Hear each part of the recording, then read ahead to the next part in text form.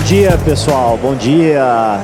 Estou com um enorme prazer de entrevistar aqui uma das pessoas favoritas minhas no mundo, Wil Reynolds, que coincidentemente, obrigado Fernanda pelo link, você estava falando com uma das funcionárias dele aqui na nossa feira de negócios. Então agora eu vou passar para o inglês. Will, so great to have you here. I was just telling them that I'm about to talk to one of my favorite people in the world, and that you, just out of coincidence, Fernanda was just interviewing one of your employees from here, right? She's yes, based she was. in San Diego. So thank you so much for being here. So you've been with us for 3 or 4 times before, Yep. yeah. But you've been away for the last couple of years. So how do you see the event now? How do you see the conference? It's crazy, man. It's crazy. It's like, I don't even work here and I'm proud of for you. Like, I'm happy for you. Just to see the amount of people, to see the energy, to see the size of the crowd. It's just, it's insane. It's crazy.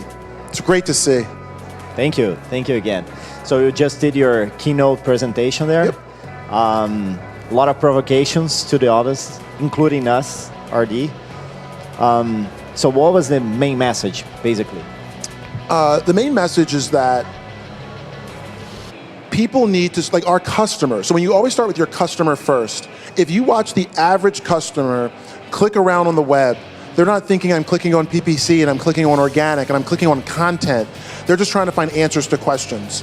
And the problem is, or the opportunity is, that customers search in all different kinds of ways.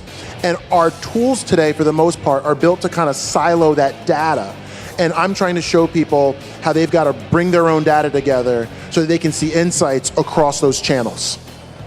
So it's very impressive that, you know, I've seen some of the keynote presentations after mine, and it's impressive that we are basically aligned in most of the messages. One of the things that I mentioned is that we need to integrate not only the data from the marketing, different marketing tools, but also integrate that with sales tools and customer success tools.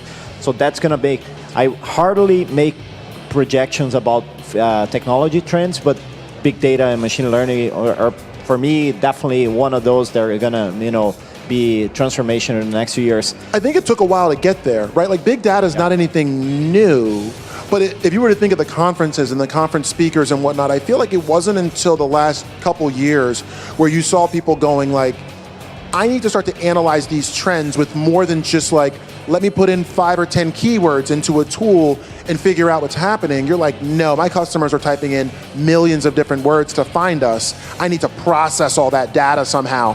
And you started watching, the spreadsheet started breaking, and people went, there's got to be a better way. So there are better tools now for doing that, but how do you actually start organizing that data? You start integrating those tools? Use a specific tool for that? Sure. So for me, I start off downloading all of my PPC data. So I take just CSVs, basics. So it's like download a comma-separated file or an Excel file of all of your PPC data. Once you do that, you're like, okay, I have all these keywords over here. Where else are there keywords that I could join that data to? And you're like, duh, SEO data. So then you go, and some people might use like a SEMrush, but I like to pull every single keyword and every ranking and every snippet and every competitor for every keyword. So then you start to join that data at the search term level or the keyword level. So now you got keywords in paid, keywords in your organic data, and you do something called a join in Power BI or Tableau, and now you can actually manage millions of keywords and seeing the interplay between the two. Got it. And that allows you to be a lot more data-driven in your content efforts. But how do you reconcile that with the fact that something that you promoted here too, that we actually need to create content for humans? Do you see any conflict there? And no, if anything, the data shows me more opportunity that I wouldn't have seen. I think the problem with paid, if I can say that, is, you know, I'll target the word savings account. But then it's like, well, people are looking for all different types of words. Actually, I did this on the plane because all of my data sits in a place where I can just query it all the time. We found a client bidding on words related to heating spaces. And a lot of customers were typing in words like party or wedding, sometimes along with heater rental, okay? Their whole landing page is all industrial images. And it's like all the images are industrial, huge heaters for big spaces. But a lot of your customers are looking to rent for parties and things in their wedding, and that means something to them. That means something different. Your wedding means something different than a big, heating a big warehouse. But their imagery didn't connect with the customer. So we definitely use the big data to help us dig in and ask ourselves questions about, well, now that we have these insights, how does that help us to help the customer find what they want? Got it. Let's shift gears a little bit here. So we were just talking about, how we host this event in Florianopolis, not in São Paulo. And you guys are based, we have a main office in Philadelphia, in the US, and another one in San Diego. Is there a third one or no? No, just those two for now. You have some people working remotely too. Yeah, we do. Yeah. Yes, we do. So, so on that, I think you couple of points. One is tips on how to work with multiple offices or people working remotely. And the second thing, and I think most important one, is that you're very strong about culture, company culture too. So what are your beliefs on that? And is there anything specifically about SEER that you're really proud of in terms of company culture? You know what? The thing I'm most proud of is how our team members treat each other. Like when you start something and you're smaller, you hear all the things. Now, I just watch things from a distance and I watch how team members treat each other, and it just warms your soul to watch people make decisions in a way that is consistent with your values and beliefs. When it comes to like remote, we have some remote, different offices, it's hard. I think the only thing that you can say when you have a strong corporate culture is, for me, I paid to relocate a bunch of people from our Philly office to our San Diego office. So I think like half of the company are people who wanted to leave Philly or do something new, and now they're in that office. Better weather. Better weather. And it helps to instill the culture from the beginning. So that's one thing that we did, to invest the money to relocate a bunch of people to make sure that what we were building was uniquely us and wasn't, I'm going to hire somebody out there to run the office. That doesn't work for us. The other thing is we just constantly try new things to tell our remote team members that we care about them and we listen to them. So we have apartments near all of our offices, and all of our remote coworkers get extra money to fly to any of those offices so that they can feel like a part of the business anytime they feel disconnected. So we're already paying for it. So I tell the team, use it, we're spending the money, use the apartments. So that's another thing that we try to do to help our remote team members feel closer to the organization. And we're now thinking about getting an Airbnb near our remote workers when they start, and actually having people in the company fly out near them and spending time near them in their cities, in their towns, just to try to create bonds. So we're going to try that in 2020 and see if the data tells us it was worthwhile or not. That is awesome. Awesome tip. And you also get to travel a lot too, not only for business, but also, to manage the different offices there.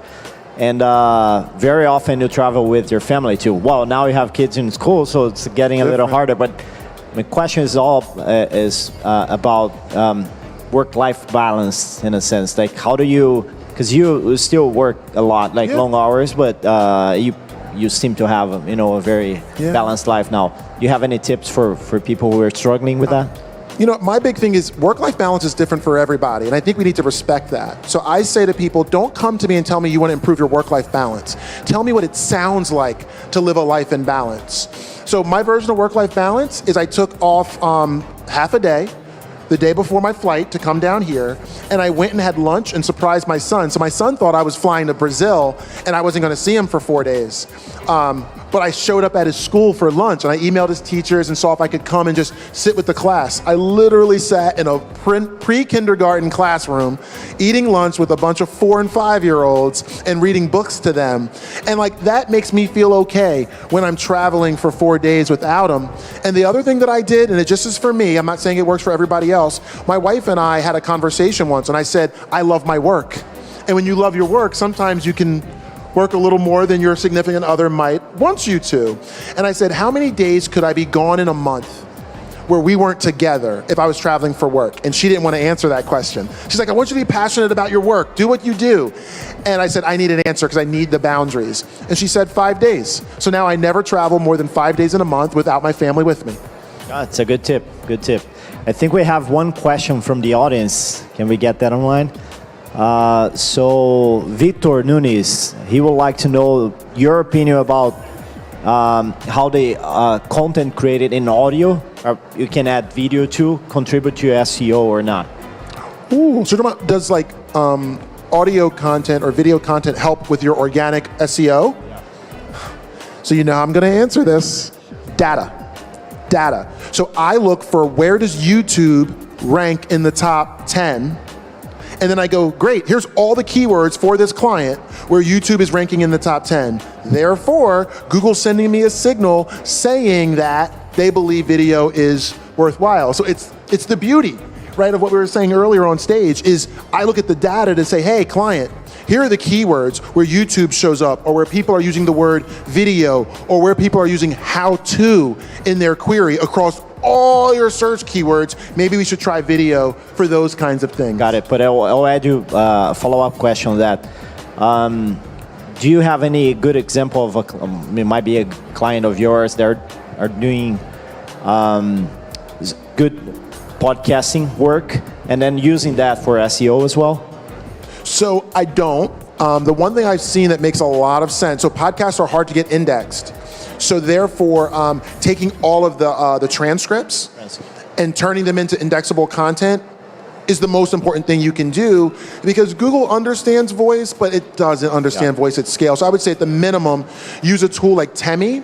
And Temi's great because I think it cost me like $5 to transcribe a 30-minute video. Great. And then you just have an editor go and clean it up, so nobody's spending a lot of time. So I like Temi. That's the tool I've been using. All right. Will, last one. You run a very successful agency. A lot of our viewers and participants here are also, part of marketing agencies. Any big takeaway for agencies that you see that are going to be really meaningful to their work in 2020? If you're in an agency and you haven't started to hire data engineers, you're going to need to.